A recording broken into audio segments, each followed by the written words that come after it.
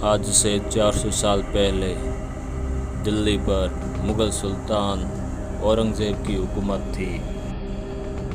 क्रूरता, कट्टरता और हैवानियत का जीवंत चेहरा औरंगज़ेब संपूर्ण भारत पर मुग़लिया हुकूमत का ध्वज लहराने को बेताब था। उत्तर को जीतने के बाद औरंगज़ेब की विशाल सेनाएं दक्षिण भारत को जीतने के लिए निकली, पर दक्षिण में उसकी राह का सबसे बड़ा रोड़ा थे छत्रपति शिवाजी महाराज, जिनके जीवित रहते औरंगज़ेब कभी भी दक्कन में पांव नहीं रख सका।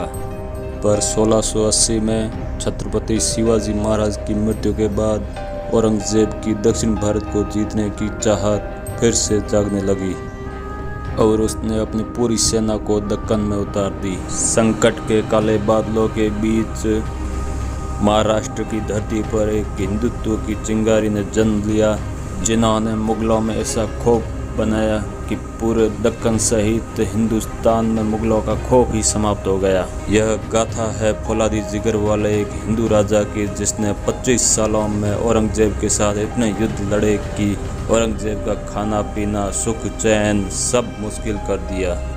परंतु जब यह वीर योद्धा औरंगज़ेब की पकड़ में आया तो औरंगज़ेब ने ऐसी दर्दनाक मौत दी कि मृत्यु के देवता भी स्वयं कांप उठे। तो आइए मैं आपको आज सुनाता हूँ वीरता की वो भैरव कहानी, जिसको सुनकर गीदड़ भी शेर बन जाता है। रोबीला अंदाज और हाथ में भवानी लिए तिलकधारी मस्तक वाले उन वीर का नाम था छत्रपति संभाजी महाराज। पर आखिर कौन थे छत्रपति संभाजी महाराज, जिन्हें इतिहास के पन्नों में हिंदू वीर के नाम से नवाजा गया? महाराष्ट्र की धरती से हिंदू साम्राज्य का बिगुल फूंकने वाले छत्रपति संभाजी महाराज अजय व प्रतापी योद्धा थे। वे एक बवंडर थे जिन्होंने 9 सालों में 120 लड़ाइयाँ लड़कर मुग़ल हुकूमत की सत्ता ही हिला दी थी, जिनकी भुजाओं के बल से दिल्ली सल्तनत सहम उठी। 60 किलो की तलवार लेकर वे रणभूमि में उतरते। 10 साल की उम्र तक 13 भाषाओं का उन्हें ज्ञान था। शस्त्र शास्त्र के वे प्रकांड पंडित थे। उन्होंने हिंदुओं के लिए कई शास्त्र लिख डाले। उनके 20,000 खूंखार योद्धा उनके एक इशारे पर मुग़ल सेना में मातम पसार देते थे। वे खुले घूमने वाले हिंदू राजा थे, जिन्होंने गोवा से पुर्तगालियों को खदेड़ डाला था। बीजापुर और गोलकुंडा के सुल्तान उनकी तलवार के आगे खामोश रहे थे। जंजीरा के सित्तियों को अपने तोप के निशाने पर रखता और औरंगज़ेब को अपनी जूती पर, परंतु अपनों की गद्दारी के कारण ये औरंगज़ेब की पकड़ में आए, जिसके बाद औरंगज़ेब ने बड़ी बेरहमी के साथ उनके हाथ काटे, पैर काटे, जीभ काटी, आंखें फोड़ी और चमड़ी में मिर्ची भर डाली। उनके शरीर के टुकड़े टुकड़े कर डाले, पर वे वीर झुके नहीं। तो आइए आज की इस वीडियो में हम आपको अपने चैनल हिंद जी के एग्ज़ाम पर वीर संभाजी महाराज का इतिहास बताएंगे। चैनल को लाइक, शेयर और सब्सक्राइब ज़रूर कर दें। तो चलिए शुरू करते हैं आज का वीडियो। ईस्वी सन 1680 में छत्रपति शिवाजी महाराज के स्वर्ग सिधारने के बाद संभाजी महाराज को उनकी सौतेली माता सोराईबाई ने पन्हाला किले में घेर लिया, ताकि वे राजा न बन सके और सोराईबाई का बेटा राजा बन जाए। परंतु अपनी सौतेली माता के षड्यंत्र की भनक पड़ते ही ये खूंखार शेर पन्हाला किले की दीवार को फांद गए और बाद में पन्हाला किले पर ही अधिकार कर लिया और स्वराज के गद्दारों के मस्तक उतारने की कसम खाते हुए शंभू राजे ने राजधानी रायगढ़ की ओर कूच किया। अलप्रातः ही गर्जना करते हुए शंभू राजे का सैलाब राजधानी रायगढ़ में उतरा और हुकूमत पर अपनी विजय का भगवा तान दिया। 20 जुलाई 1680 ईस्वी सन में वैदिक मंत्रोच्चार के साथ हिंदू हृदय सम्राट छत्रपति संभाजी महाराज राजगद्दी पर बैठे।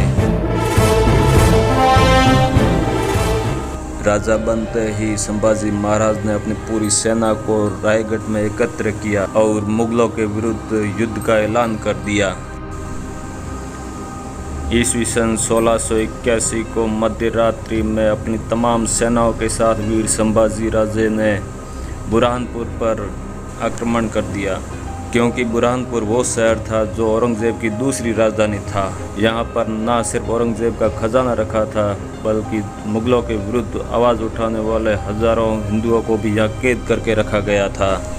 मध्य रात्रि में मराठों ने इस शहर पर भयंकर हमला किया और मुग़लों को काटते हुए इस शहर पर कब्जा कर लिया और इस किले पर शंभूराजे ने विजय पताका फहराई। संभाजी महाराज ने इस किले को लूटकर पूरे किले को धराशायी कर लिया।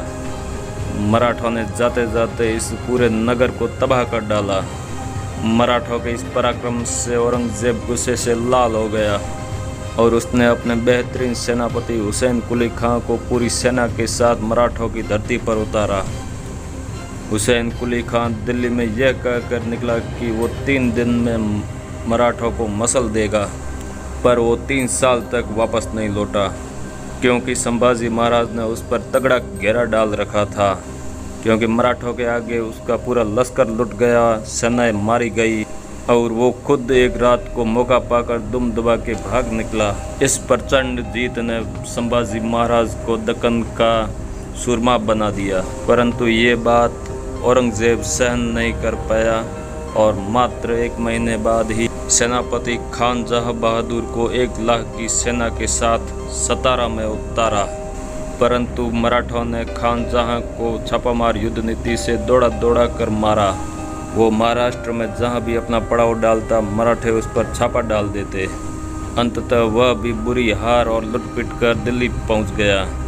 औरंगज़ेब इसी तरह अगले 2 सालों तक अपनी सेनाओं को 15 बार महाराष्ट्र में भेजता रहा, पर संभाजी महाराज कभी जंगलों से कभी पर्वतों से हर बार निकलकर मुग़ल सेना को गाजर मूली की तरह काट डालते।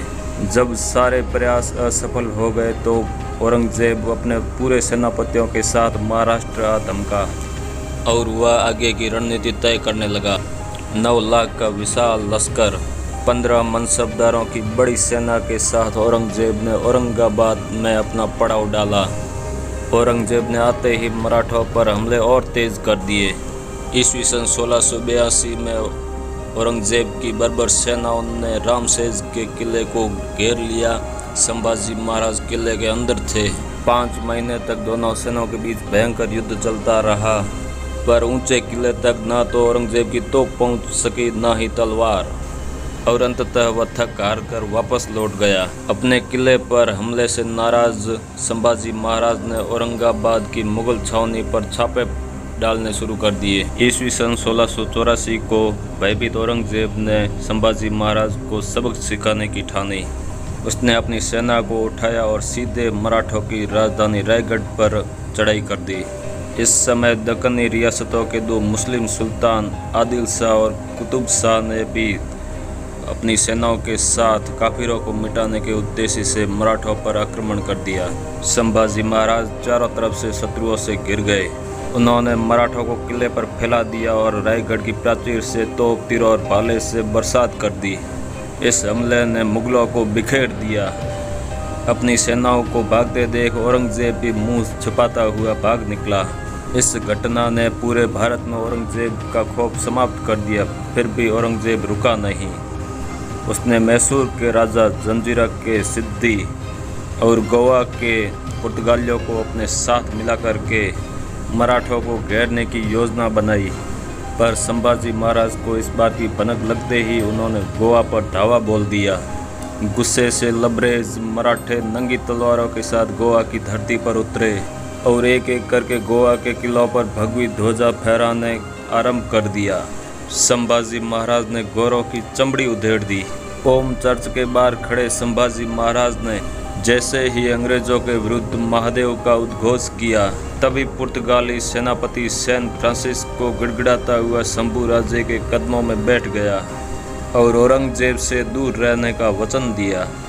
और इधर औरंगज़ेब 9 सालों तक पागलों की तरह संभाजी महाराज के पीछे घूमता रहा, पर संभाजी महाराज एक काल की तरह उसकी सत्ता पर मंडराते रहे।